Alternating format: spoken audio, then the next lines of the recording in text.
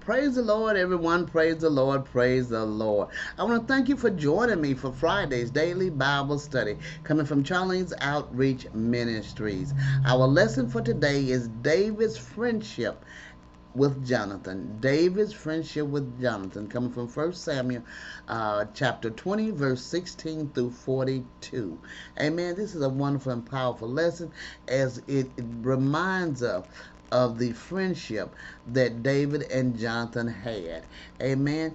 Before we get started, I want to ask if anything is said touches your heart, soul, or spirit, or you have any comments or questions or statements, please make sure you drop them at the bottom of the screen below, and I will get to them as soon as possible.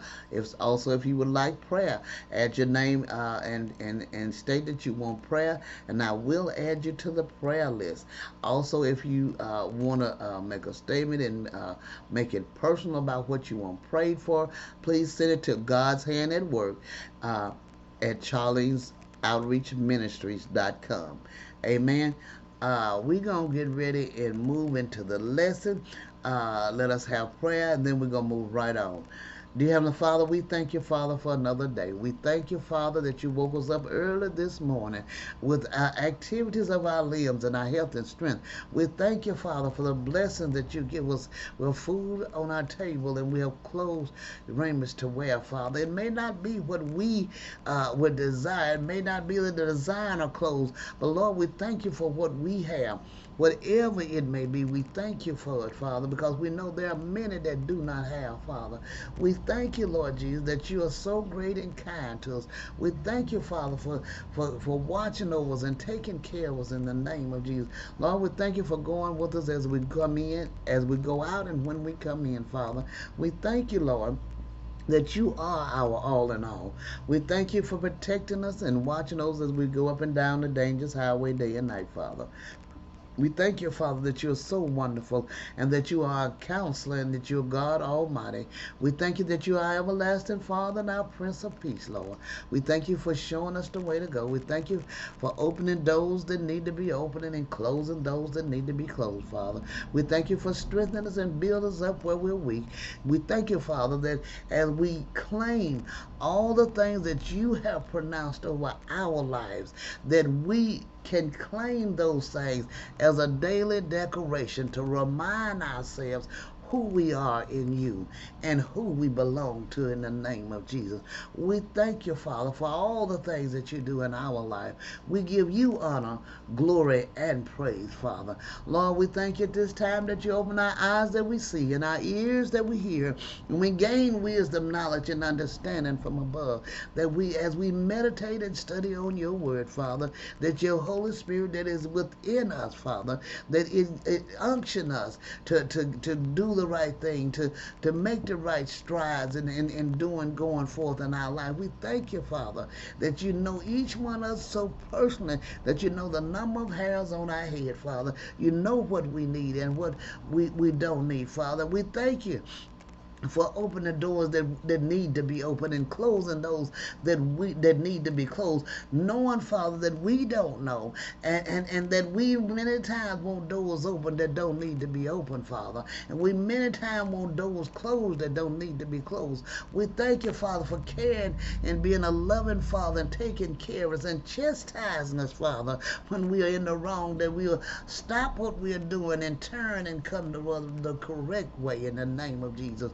Lord, we give you honor, glory, and praise, and we thank you, Father, for all that you do. In Jesus' name we pray. Amen. Praise the Lord, praise the Lord. All right, we're going to get ready to move right into the lesson, David's friendship with Jonathan, coming from 1 Samuel 20, verse 16 through 42.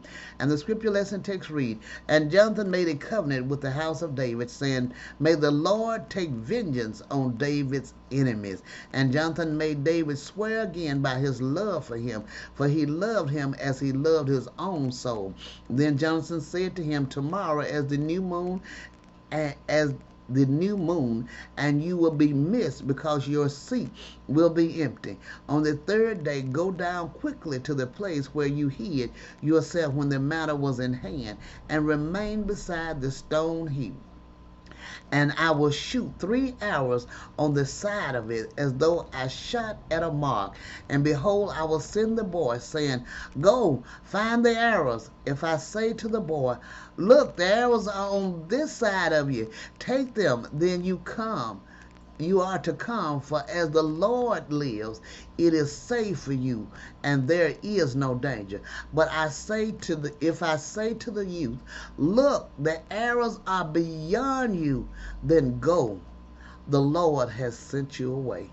And as for the matter of which you and I have spoken, behold, the Lord is between you and me forever. So David hid himself in the field, and David hid himself in the field, and when the new moon came, the king sat down at food. The king sat on his seat at other times on the seat by the wall. Jonathan sat opposite, and Abner sat by Saul's side, and David's place was empty. Yet Saul did not say anything that day, for he thought something has happened to him. He is not clean, surely he is not clean. But on the second day, the day after the new moon, David's place was empty, and Saul said to Jonathan his son, Why has not the son of Jesse come to the meal either yesterday or today? Jonathan answered Saul, David earnestly asked leave of me to go to Bethlehem. He said, Let me go, for our clan holds a sacrifice in the city, and my brother has commanded me to be there. So now, if I have found favor in your eyes, let me get away and see my brothers. For this reason he has not come to the king's table. Then Saul's anger was kindled against Jonathan, and he said to him, You son of a perverse, rebellious woman, do I not know that you have chosen the son of Jesse to your own shame and to the shame of your mother's nakedness? For as long as the son of Jesse lives on this earth, neither you nor your kingdom shall be established. Therefore send and bring him to me, for he shall surely die. Then Jonathan answered Saul his father, Why should he be put to death? What has he done? But Saul hurled his spear at him to strike him. So Jonathan knew that his father was determined to put David to death. And Jonathan rose from the table in fierce anger and ate no food the second day of the month, for he was grieved for David because his father had disgraced him. In the morning Jonathan went out into the field to the appointment with David, and with him a little boy. And he said to his boy, Run and find the arrows that I shoot. As the boy ran, he shot an arrow beyond him. And when the boy came to the place of the arrow that Jonathan had shot, Jonathan called after the boy and said, Is not the arrow beyond you? And Jonathan called after the boy, Hurry, be quick, do not stay. So Jonathan's boy gathered up the arrows and came to his master. But the boy knew nothing. Only Jonathan and David knew the matter. And Jonathan gave his weapons to his boy and said to him, Go and carry them to the city.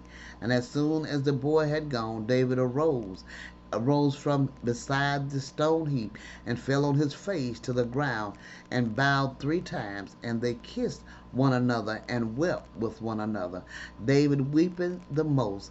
Then Jonathan said to David, Go in peace, because we have sworn both of us in the name of the Lord, saying, The Lord shall be between me and you, and between my offspring and your offspring forever.